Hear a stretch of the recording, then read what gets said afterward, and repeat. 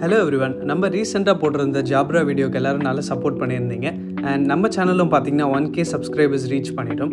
And இதுக்கு support பண்ண எல்லாருக்கும் ரொம்ப நன்றி. அண்ட் டுடேஸ் வீடியோ நம்ம என்ன பார்க்க போகிறோம்னு பார்த்தீங்கன்னா JBLோட 230 NCயோட இயர்பட்ஸ் தான். ஸோ இதில் என்ன இஷ்யூன்னு சொல்லியிருந்தாங்கன்னா, ரைட் இயர்பட்ல சுத்தமாக பேக்கப் இல்லை.